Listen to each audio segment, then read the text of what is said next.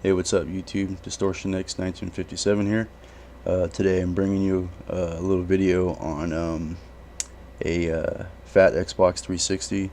Two things. One, I purchased a box at GameStop with the intentions of using the RGH chip. I have a couple of them left over. Still waiting for the Cool Runner 4 to come out. They're lagging. Need to hurry up. Anyway, like I said, I planned on doing the RGH install, and when I got home I turned it on, and it had a 1359 dashboard on it. 13599 dashboard. So I said, forget it, I'm not using a demon or nothing like that. So I just went ahead and grabbed an old Rev C that I had that was brand new, and I'm just sitting there. I didn't plan on using it, so I went ahead and just did that instead. Less work, less wiring and stuff like that. I think that they're a lot easier to install because I personally do not like the QSBs. I like direct wire install.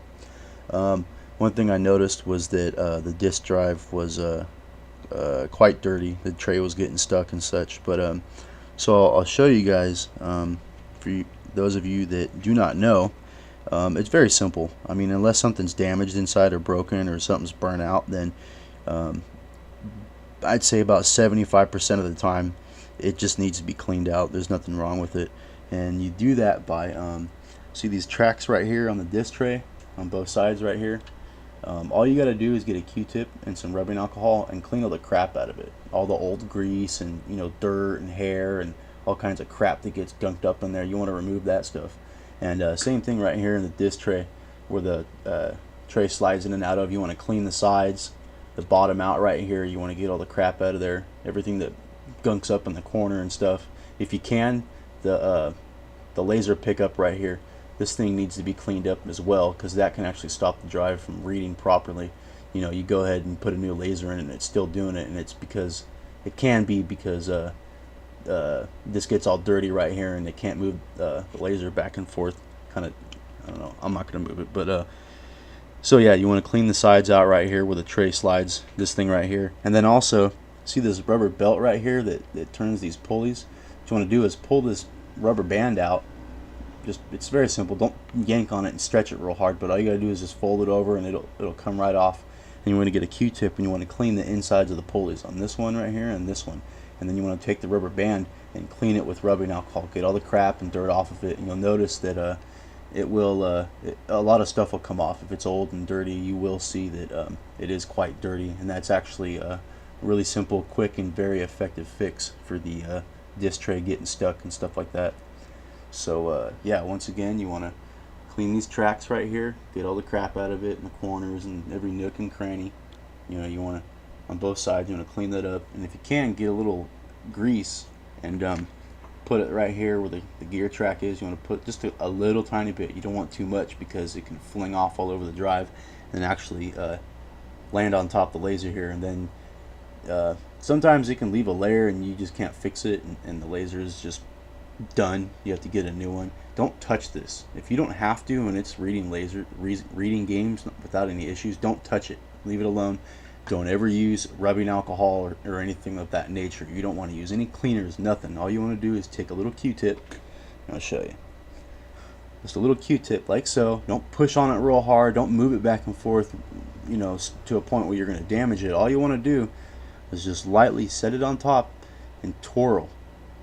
And kind of, just gently move it around. Don't use any cleaners because you don't want to leave a layer behind that can't be removed after, because this glass lens right here is very sensitive to cleaners and such.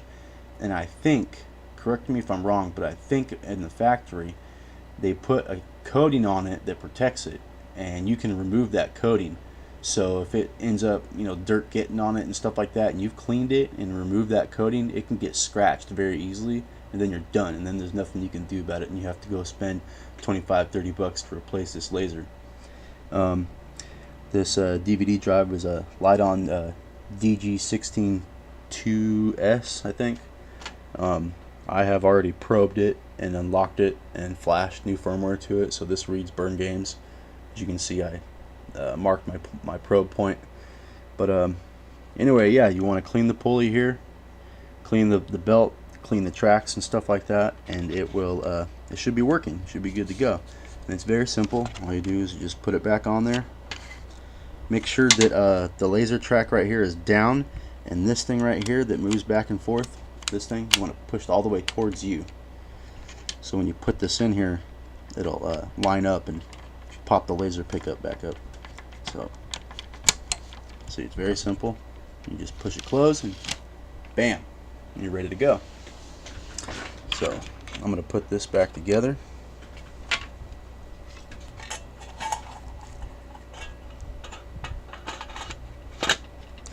And another thing, when you go to put the drive back together, see these little rubber things right here? They are on here for a reason. Don't think that they're just there for no reason at all and it's pointless, because they actually cool the chips down that are on the PCB here. So make sure you keep them. You want one right here on this chip, put it right there in that center middle piece. These things actually help cool the chips down. And then there's a MOSFET right here. You want it right on there as well. It's real simple. Just stick it on there, kind of press down a little bit, get it stuck on there, and then put the thing back on. These things are real easy to work on, very simple to clean. I personally think that these old Lite-Ons out of the fat models are probably the most stable drives. I think they work a lot faster than the BenQs and the Samsung and the Hitachis and all that crap.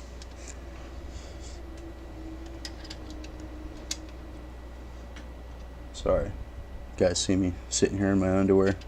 It's warm where I'm at, so I tend to just sit in my underwear when it's hot. It keeps me cool. We don't use AC. In fact, we don't have AC. No central heating or cooling.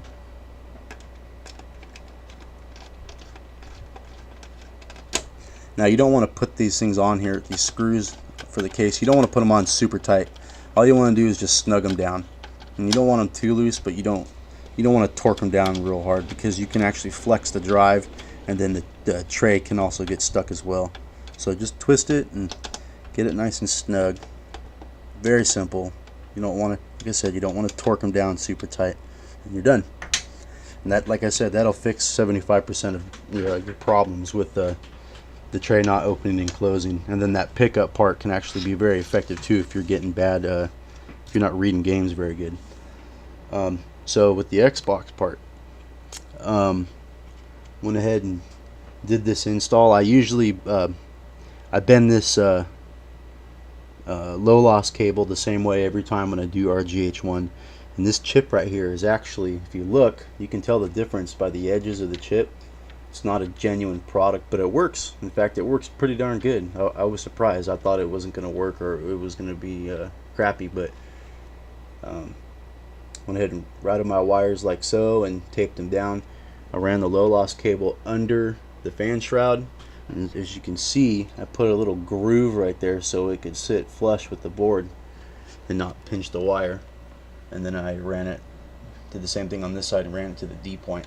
And this thing works real good. It glitches fast.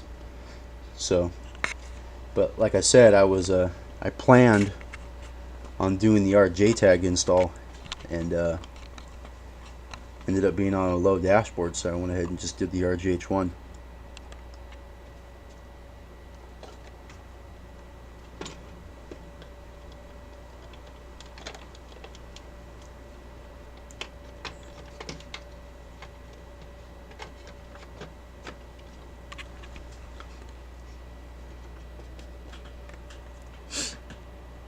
Cool.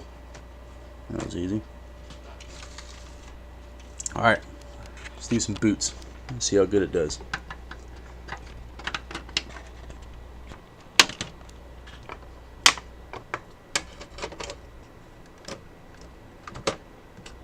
Alright.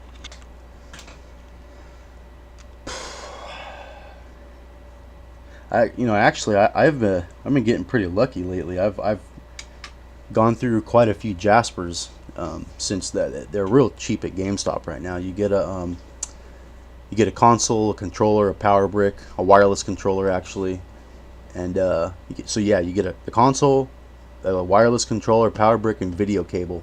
I think for like $120 or something like that, and you can't go wrong there. But when you go in there you got to be careful and specify that you want a Jasper. And sometimes they, very occasionally, they will know what you're talking about, and most of them do not. In fact, they'll be kind of lazy. They'll be like, oh, I don't know how to tell the difference. And it's real simple, guys, real simple. Okay, if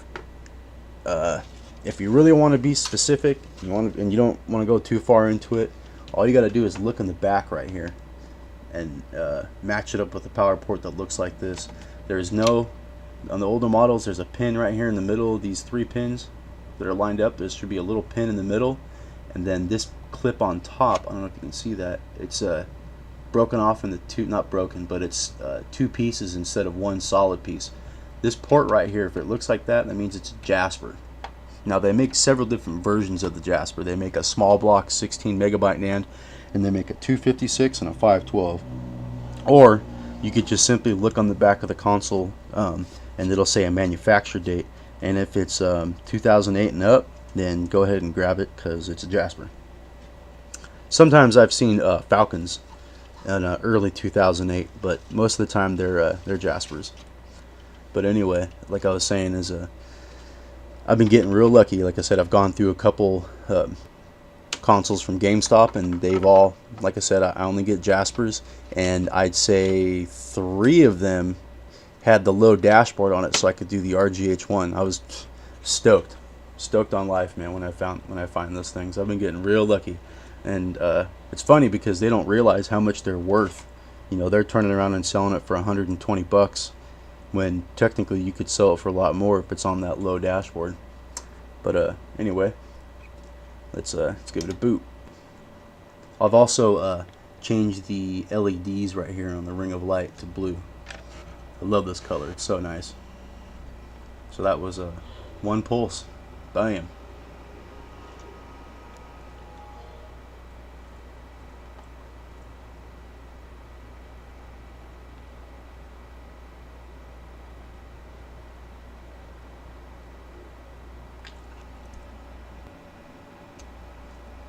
Do it a couple more times.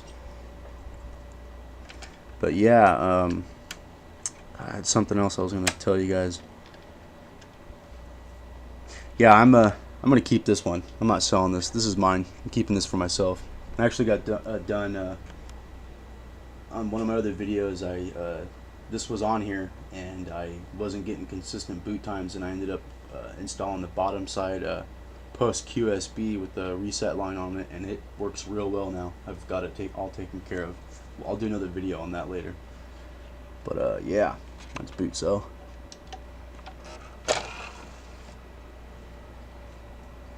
Gosh, 1 pulse.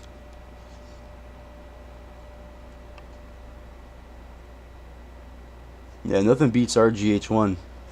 I mean, RJ-tag's pretty fast.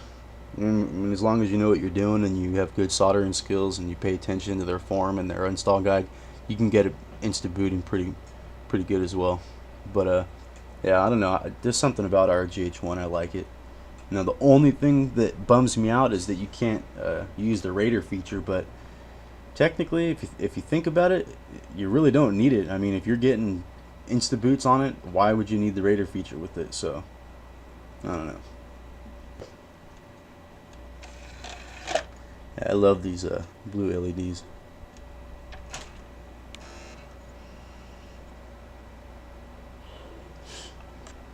That's awesome. Kick ass, man.